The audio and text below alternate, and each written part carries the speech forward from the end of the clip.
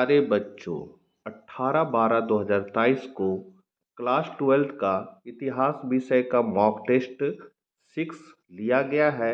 उन्हीं प्रश्नों के उत्तर आपको इस वीडियो के माध्यम से बताऊंगा। सारे प्रश्न परीक्षा उपयोगी है, फाइनल परीक्षा के लिए उपयोगी है। काहे कि ये क्वेश्चन जो है विशेषज्ञ टीचरों द्वारा तैयार किया गया है। चैनल पर पहली बार है तो जरूर सब्सक्राइब कर ले और इतिहास के बच्चों को यह वीडियो जरूर शेयर कर दे। तो चलिए हम लोग आज कुछ नया सीखते हैं। सबसे पहला क्वेश्चन है आपका ऑब्जेक्टिव में, बंगाल में अस्थाई बंदोबस्त व्यवस्था कब लागू की गई? तो ये जो लागू किया गया था वो किया गया था आपका 1793 में। दूसरा है, अस्थाई बंदोबस्त व्यवस्था किसने लागू की? तो हम लोग सभी जानते हैं ये कॉर्नवालिस द्वारा लागू किया गया था, तो यहाँ दूसरा का सी हो जाएगा। तीसरा है, पांचवी रिपोर्ट कब प्रस्तुत की गई? तो पांचवी रिपोर्ट जो है वो 1813 में प्रस्तुत की गई। बंगाल का सर्वेक्षण किसने किया? बंगाल का जो सर्वेक्षण है वो बुकानन ने किया था। क्विकलैंड की हत्या किसने की थी? तो उसकी हत्या जो है तिलका मांझी ने की थी। संथाल विद्रोह कब शुरू हुआ? तो संथाल विद्रोह जो है 1855 में शुरू हुआ।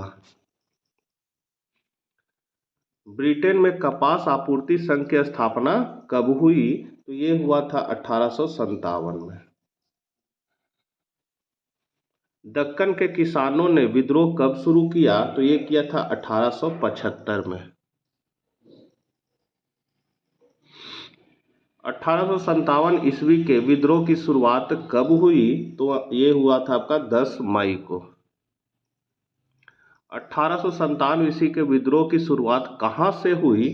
तो ये हुआ था मेरठ से। विलय की नीति किस गवर्नर जनरल द्वारा शुरू किया गया था? तो ये शुरू किया गया था लॉर्ड डलहौजी द्वारा। सहायक संधि की शुरुआत किस गवर्नर जनरल द्वारा शुरू किया गया था? तो ये शुरू किया गया था वेलेस्ली द्वारा। लॉर्ड डलहौजी ने किसके बारे में कहा था कि ये गिलास फल एक दिन हमारे ही मुंह में आकर गिरेगा? तो ये लखनऊ है, बरेली है, अवध है, तो यहाँ अवध हो जाएगा। अवध है, यहाँ अवध लिखा हुआ, अवध। रानी लक्ष्मीबाई ने 1857 के विद्रोह का नेतृत्व कहाँ से किया था? तो ये आपका किया था झांसी से।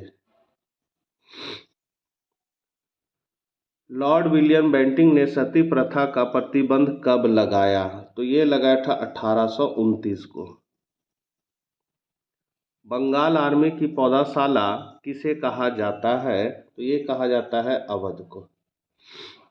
अब आपका लघु उत्तरीय प्रश्न है, 17 नंबर क्वेश्चन है, झूम की खेती से आप क्या समझते हैं? तो झूम कृषि एक आदिम प्रकार की कृषि है जिसमें पहले वृक्षों तथा वनस्पतियों को काटकर उन्हें जला दिया जाता है और साफ की गई भूमि को पुराने उपकरणों मतलब लकड़ी के हलों आदि से जुताई करके बीज बो दिए जाते हैं।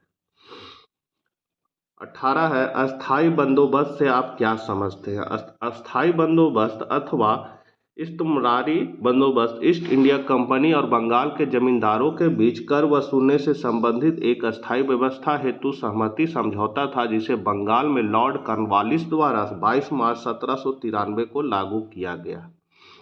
लास्ट क्वेश्चन दीर्घ उत्तरीय है, 1857 ईस्वी के विद्रोह के कारणों का वर्णन करें। तो 1857 का विद्रोह ब्रिटिश ईस्ट इंडिया कंपनी के अन्यायपूर्ण शासन के खिलाफ भारत में एक शक्तिशाली विद्रोह था। 1857 का विद्रोह मुख्यतः उत्तरी और मध्य भारत तक ही सीमित था। वर्षों से भारत में ब्रिटिश ईस्ट इंडिया कंपनी की विस्तारवादी नीतियों, प्रशासनिक नवाचारों और आर्थिक शोषण के परिणाम स्वरूप भारत के लोगों में असंतोष पैदा हुआ। यही असंतोष 1857 के विद्रोह के कारण के तौर पर माना जाता है। इसमें पहला पॉइंट है राजनीतिक कारण। तो लॉर्ड डलहौजी की सहायक संधि और डलहौजी की लेफ्ट नीति ने से भारतीय शासकों में असंतोष फैला हुआ था जो रिवोल्ट ऑफ 1857 का कारण रहा।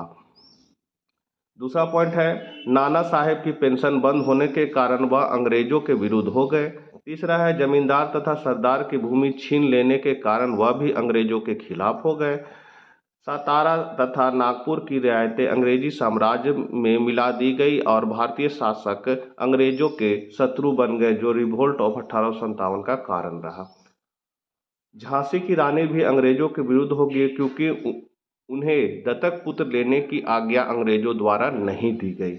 दूसरा है आर्थिक कारण, जिसमें पॉइंट है इंग्लैंड में औद्योगिक क्रांति के फलस्वरूप मशीन माल सस्ता हो गया, जिसके कारण अंग्रेजी माल तो अधिक बिकने लगा, परंतु भारतीय माल नहीं बिकने के कारण भारतीय उद्योग बंद हो गए। दूसरा पॉइंट है अंग्रेजों की व्यापारिक नीति ने भारत के व्यापार संघ को उसके खिलाफ खड़ा होने पर मजबूर कर दिया। भारत के माल पर अंग्रेज भारी कर वसूलने लगे, जिसके कारण भारतीय माल महंगा हो जाता था। महंगा होने के कारण भारतीय माल को विदेशों में नहीं खरीदा जाता था और भारतीय व्यापार संघ को भारी नुकसान उठाना पड़ता था।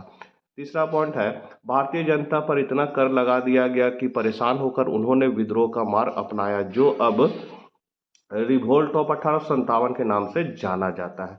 तीसरा है सामाजिक तथा धार्मिक कारण, जिसमें पॉइंट है भारतवासियों को ईसाई पादरी लालच देकर ईसाई बना रहे थे, जिसके कारण भारतीय जनता अंग्रेजों के विरुद्ध हो गई।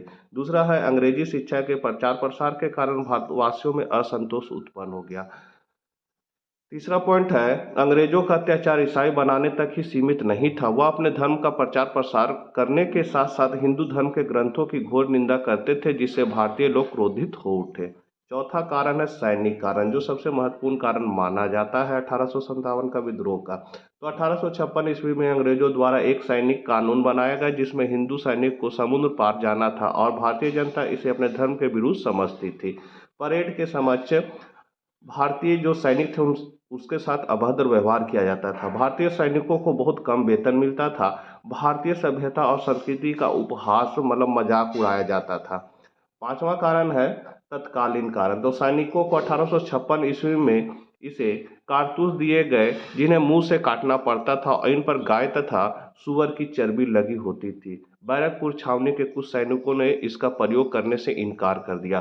मंगल पांडे नामक सैनिक, जिनका नाम आज भी लिया जाता है, उन्होंने क्रोध में आकर एक अंग्रेज अधिकारी की हत्या कर दी, इसलिए उन्हें फांसी से लटका दिया गया। इससे सैनिकों के मन में विद्रोह की भावना फैल गई। या घटना रिवोल्ट ऑफ 1857 का तत्कालीन कारण बनी।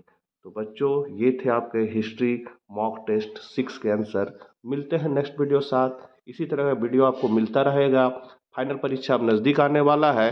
चैनल पर बने रहे, नए हैं तो जरूर सब्सक्राइब करके बेल आइकन दबा दें। Bye bye.